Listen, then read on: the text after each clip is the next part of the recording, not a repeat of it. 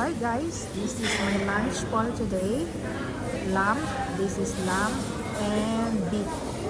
So, ito guys, ikaw na yung bahala kung anong mga saksak sinagol na ilagay mo. This is different kind of mushroom. Mushroom. So, ayan guys. So, beef and lamb ko guys, pinaghalo ko. Tapos nalagyan ko. Ang sauce ko guys is lemon and pepper. Ayan.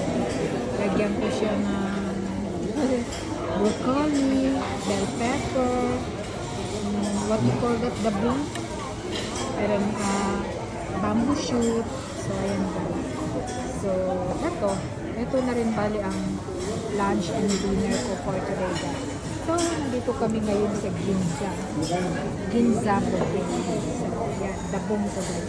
Lamb and beef lang guys.